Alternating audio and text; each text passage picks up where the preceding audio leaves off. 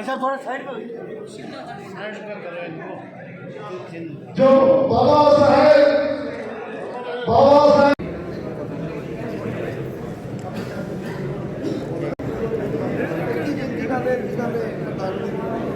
अब मैं हमारे बीच में वेट कर रहे थे वो हमारे बीच में है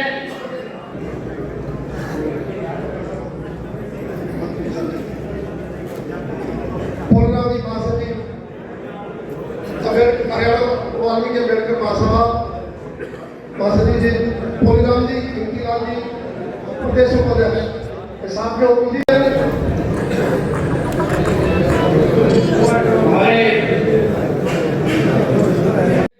देश की व्यवस्था को बिगाड़ना चाहते हैं।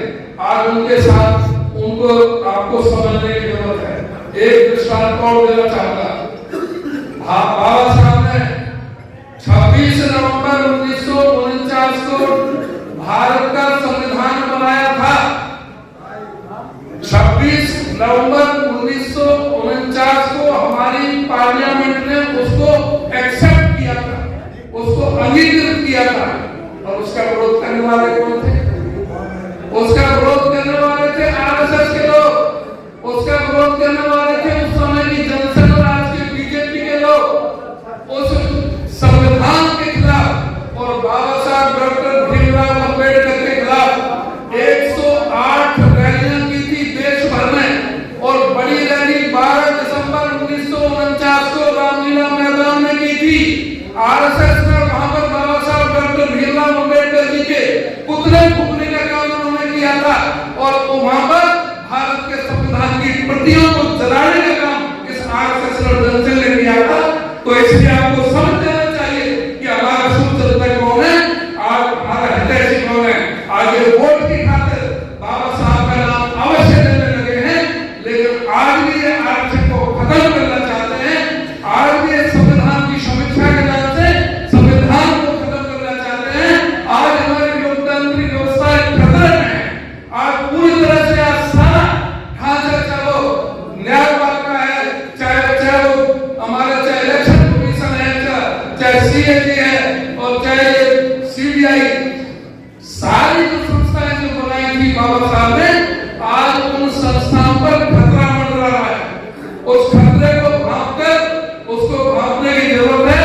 और आज सब एकजुट होकर के कांग्रेस पार्टी के साथ जुड़ जाओ, वहीं से रास्ता निकलता है, कोई दूसरा रास्ता नहीं है।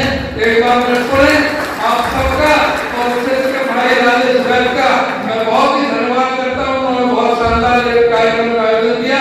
आप सभी का बहुत धन्यवाद। जय भीम, जय भारत। उड़ीसा सालमान जी प्रवक्ता एमपीएसएससी अमरजीत जी जवान ऑफिशियल नाम शर्मा आयोग के स्वागत करेंगे, शॉल का लेकर स्वागत करेंगे।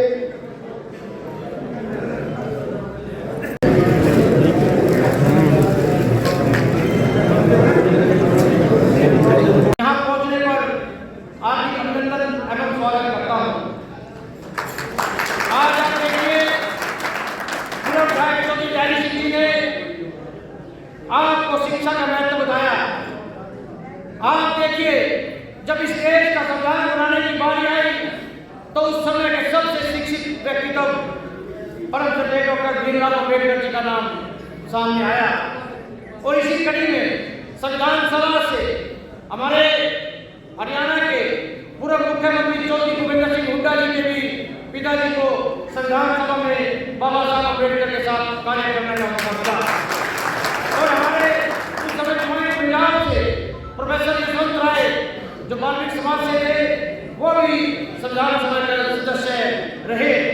तो आपको ये जानकर खुशी होगी कि बाबा साहब अम्बेडकर का आज महापरिनिर्वाण दिवस हिंदुस्तान में ही नहीं बल्कि उन सभी देशों में, विश्व के उन सब देशों में मनाया जा रहा है जहां पर बाबा साहब की विचारधारा को मानने वाले लोग हैं। तो आज आप सौभाग्यशाली हैं कि आज आप एक ऐसी शक्ति को नमन करने पहुंचे जिसने देश से गरीबी, अशिक्षा और महिलाओं के अधिकारों की लड़ाई उस समय लड़ी जब इस देश के अंदर गरीबी और निरक्षरता चरम सीमा पर थी। हमारे देश के लिए प्रथम कानून मंत्री बने, पंडित जवाहरलाल नेहरू ने अपने मंत्रिमंडल में बाबा साहब को रखा और उनके विपरीत विचारधारा के श्यामा प्रसाद मुखर्जी को भी उन्होंने अपनी मंत्रिमंडल में सदस्य बनाया योग्यता के आधार पर। तो कांग्रेस पार्टी ने भी योग्यता के आधार पर कभी किसी से कोई भेदभाव नहीं किया, चाहे उसकी विचारधारा कोई भी नहीं हो। तो आज मेरी सभी माताओं और बहनों से ये प्रार्थना है कि आज आप यहाँ से संकल्प लेकर जाए कि हमने अपने घर में नशे को नहीं आने देना, हमने अशिक्षा को दूर करना है और अपने बच्चों को बाबा साहब के दिखाए रास्ते पर चलते हुए उसको इस समाज का अभिन्न हिस्सा बनाना है। मेरी आपसे प्रार्थना है मेरे साथियों से कि आज भी हमारा समाज बहुत पीछे है, जिसका मुख्य कारण अंधविश्वास और अशिक्षा है। आप बाबा साहब के दिखाए रास्ते का अनुकरण करें तो आप में से चौधरी उदयवान जी, चौधरी लहरी सिंह जैसे, बाबू जगजीवन राम जैसे व्यक्तिगत नजर आएंगे। तो आज हमारे प्रधान जी ने आगे भी जाना है तो मैं ज्यादा समय नहीं लूंगा, लेकिन आपको एक बात बताना चाहता हूं कि जब तक कांग्रेस सरकार सत्ता से बाहर हुई तब तक गरीब बड़ा परेशान हुआ। और ये भी सच्चाई है कि जब तक गरीब कांग्रेस से दूर हुआ, कांग्रेस की सत्ता से दूर हो गई। तो कांग्रेस और गरीब का चोरी दामन का साथ है। आप देखिए बाबा साहब के सपनों को साकार करने में पूर्व मुख्यमंत्री चौधरी भूपेंद्र सिंह हुड्डा ने यहाँ के गरीब को पहले इंदिरा गांधी के जमाने में प्लाट किए गए और बाद में चौधरी भूपेंद्र सिंह हुड्डा के राज में हमारे को प्लाट किए गए। उससे पहले आज तक किसी भी सरकार ने किसी को एक भी जमीन नहीं दी।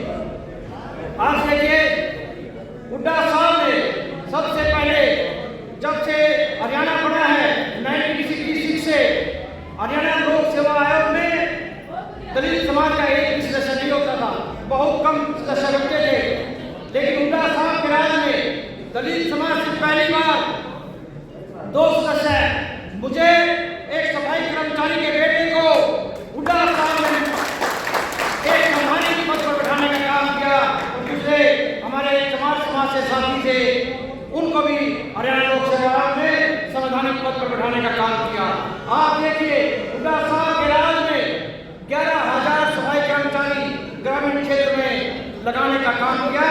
लेकिन आज वो हमारे सफाई मजदूर, हमारे किसान भाई बड़े परेशान हैं। तो आज आप बाबा साहब अम्बेडकर को अगर सच्चे अर्थों में श्रद्धांजलि देना चाहते हैं तो उसकी पार्टी, आप देखिए जिस पार्टी में रहकर बाबा साहब संविधान सभा के अध्यक्ष बने, जिस पार्टी में रहकर बाबा साहब कानून मंत्री बने और उन्होंने इस देश को ऐसी ताकतें दी जिनके कारण आज 36 राज्य के लोग सर उठाकर चलते हैं। इस देश को सबसे बड़ा लोकतंत्र बनाने का गौरव बाबा साहब अम्बेडकर ने हमें प्रदान किया।